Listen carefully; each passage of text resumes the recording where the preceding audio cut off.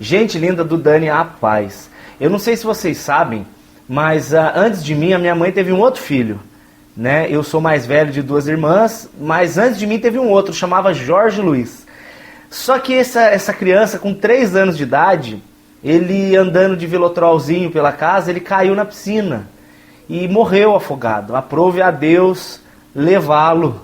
E através dele a família inteira foi salva, né? Pois a partir desse momento que minha mãe e meu pai buscaram a Deus, mas isso é uma história para outro vídeo.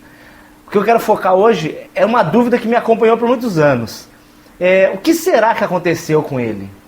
Porque assim, ele morreu bebê. Ele morreu com 3 anos de idade. Será que ele foi salvo? Ou será que ele foi condenado? Será que ele está no céu? Será que ele está no inferno? O que a Bíblia fala desse assunto? Primeiro de tudo, a gente tem que deixar claro que é um erro teológico, um erro, dizer que criança não tem pecado. Isso é antibíblico. A palavra de Deus ela deixa clara. Por exemplo, Romanos no capítulo 3, no verso 10, ele fala assim: pois está escrito, não há nenhum bom, não há nenhum justo, todos se fizeram inúteis, todos se extraviaram, todos perdidos estão. E lá em Romanos 3, 23, ele fala porque todos pecaram e destituídos estão da glória de Deus. A palavra de Deus ela deixa clara que não tem ninguém, nenhum homem, nenhuma mulher que possa ser considerado santo. Só o Senhor Jesus, e a partir dele, todos os que crerem nele são santificados. Mas ninguém nasceu santo. Só Jesus. Tem gente que acha um absurdo eu falar isso. Dani, mas como você pode falar que uma criança é pecadora? Deixa eu te fazer uma pergunta. Você se torna pecador porque você peca? Ou você peca porque você é um pecador? A resposta é a segunda opção. Você peca porque você é um pecador. Ninguém se torna pecador por ter pecado. Isso é a ideia de que a criança nasce pura. E não é isso que a palavra de Deus fala. A gente é pecador e por isso que a gente peca. Então por isso que Romanos deixa claro, Romanos capítulo 3, que todos são carentes da glória de Deus. Todos. Para provar isso para você, você pode pegar também o Salmo 14. O Salmo 14 fala a mesma coisa. O Salmo 14 é o que deu a inspiração para Paulo escrever Romanos capítulo 3. Ele diz a mesma coisa. Todos estão perdidos, destituídos da glória. Todos são pecadores. Deus olhou do céu para ver os justos e não achou um bom sequer. Outra prova disso que eu estou te falando está lá no Salmo 51, no verso 5, quando Davi fala o seguinte. Ele fala assim: em pecado eu fui concebido pela minha mãe. Davi já traz para si a responsabilidade dos seus pecados desde quando ele nasceu. Ele não diz, fui nascido puro e o pecado chegou em mim. Não, ele fala, em pecado eu fui concebido. Isso está lá, se você ler Romanos no capítulo 5, no verso 12. Quando a palavra de Deus fala que o pecado entrou por um homem e por esse homem se espalhou para todos os homens. O pecado vem do espermatozoide do homem. Por isso que Jesus não tinha pecado, porque Jesus ele nasceu de um óvulo de mulher. Mas o espermatozoide de Jesus era o Espírito Santo de Deus. Por isso que Jesus é o único que nasceu em carne perfeita. Então você deve estar pensando que eu estou querendo dizer que o meu irmãozinho foi para o inferno. Ou que toda criança que morre foi para o inferno. Não. Eu estou querendo dizer que todo mundo nasce em pecado. Mas aí entra a grande e maravilhosa misericórdia de Deus. Já começa em Mateus 19, 44, quando Jesus quebra todo o protocolo do judeu, que tinha aquela... Porque judeu não tratava mulher e não tratava criança do mesmo jeito que ele tratava os homens. Para eles, mulher, criança, cachorro era tudo igual, era tudo escória. Jesus já corta todo esse barato e fala, não, para! Primeiro que ele vai falar com a mulher samaritana, depois ele toca na mulher lá. Aliás, ele se deixa ser tocado pela mulher de fluxo de sangue. Jesus quebra tudo. E para variar, ele chega e fala assim, deixe vir após mim as criancinhas, porque delas é o reino do céu. Jesus já chega quebrando tudo e fala assim, criançada, pode vir até mim, vocês estão de boa. Por que será que Jesus trata desse jeito?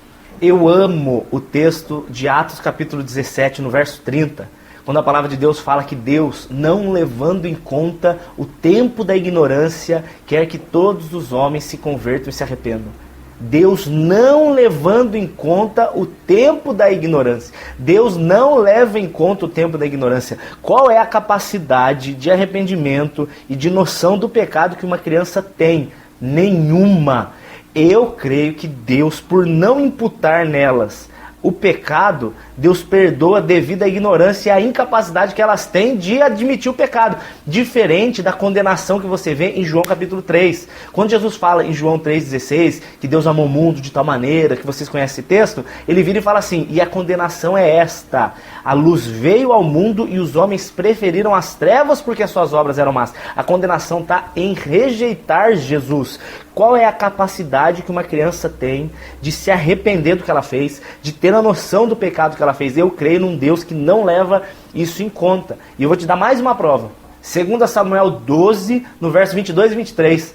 Quando Davi peca com Batseba, nasce uma criança, e essa criança fica muito doente por uma semana.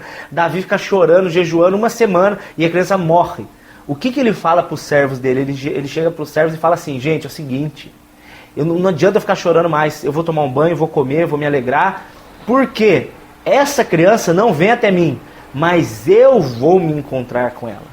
Davi era um homem segundo o coração de Deus, apesar de todas as besteiras que ele fez, ele era um homem segundo o coração de Deus, porque ele buscava melhorar. O sinal de um cara de Deus não é ser infalível, mas o sinal de que um cara é de Deus ou uma mulher é de que ele busca melhorar. Ainda que ele caia, ele levanta e fala: Jesus, tem misericórdia, eu não quero errar mais. E Davi era nessa postura. Quando ele fazia besteira, Davi ele deitava no chão, ele jogava pó na cabeça, ele rasgava a roupa, ele chorava. O arrependimento dele era sincero. E era por isso que ele era um homem segundo o coração de Deus. E aí ele vira e fala: a criança não volta, mas eu vou me encontrar com ela. E sabendo que Davi era um homem salvo, nós temos certeza de que essa criança vai estar no mesmo lugar que ele. Ou seja, essa criança foi salva, mesmo tendo morrido bebê, mesmo não tendo se arrependido de nada, e mesmo tendo nascido em pecado, como a gente acabou de ver. Vocês sabem muito bem, tenho certeza, a história que está lá em Números 13 e Números 14, que fala sobre Josué, Caleb e os outros 10 espias que foram atravessar o monte, viram a terra de Canaã e voltaram trazendo a notícia para Moisés e para o resto do povo. Os 2 espias, Josué e Caleb, viraram e falaram: a terra é nossa, Deus prometeu, a terra é linda, vamos pegar tudo, é nosso. Só que os outros 10, movidos pela incredulidade, pelo medo, falaram para o povo: não, os gigantes são muito grandes, vão matar a gente, não vai dar certo. Aquela incredulidade horrorosa, aquela ansiedade, aquela falta de fé do quinto dos infernos. O povo preferiu ouvir os 10 espias medrosos do que os 2 espias cheios da palavra de Deus. Eles preferiram ouvir os apavorados, os depressivos, preferiram ouvir os pessimistas do que ouvir os homens de Deus. Por causa disso, Deus se irou tanto com a ingratidão do povo, com a incredulidade deles, mesmo depois de tantos milagres terem sido... Gente, eles viram o mar abrir, eles viram chover comida do céu, eles viram uma nuvem que acompanhava eles e tampava o sol de dia. Eu estou precisando que essa nuvem tampe um pouco o sol porque está na minha cara. Mas agora já comecei o vídeo aqui mesmo, continua, porque a iluminação tá boa. De tantos sinais que eles viram, de noite para não ter frio, porque no deserto à noite a temperatura cai até 0 graus. Eles tinham uma coluna de fogo que passeava entre eles para esquentar eles. Depois de tanto cuidado, assim, eles ainda duvidavam de Deus, é para irritar qualquer um. Aí Deus pegou e falou assim: ah é?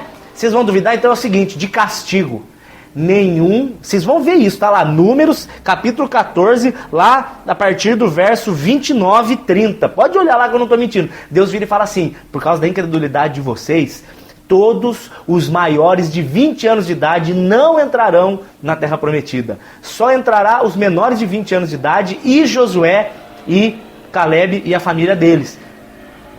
Por que Deus liberou os menores de 20 anos de idade?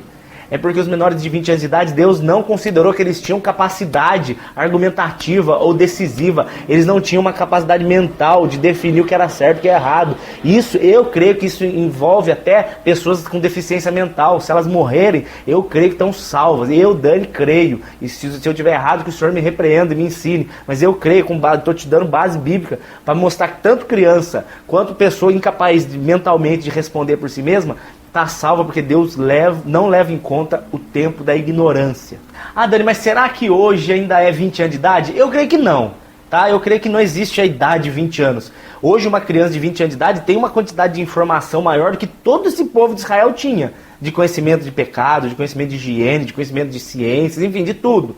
A capacidade intelectual hoje de uma criança de 10 anos é gigantesca, é muito maior do que todo esse povo de Israel tinha.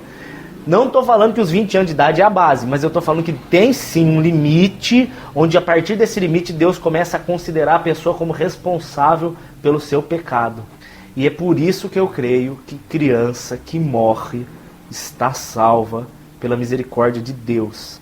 E sendo assim, o dia que a trombeta tocar e Jesus vier me buscar, ou o dia que eu morrer e eu partir dessa vida e voltar para minha casa, eu tenho certeza absoluta que eu vou dar um abraço em Jesus e eu vou dar um abraço também no meu irmão Jorge Luiz, que, sem vergonha, viu, já tá lá na festa. A gente tá aqui ralando nessa terra cheia de dor e ele tá lá, pulando lá nas nuvens, lá, 1 Coríntios 2,9, nem olhos viram, nem ouvidos ouviram, nem subiu pro coração do homem, de nenhum homem que Deus tem preparado para aqueles que o temem.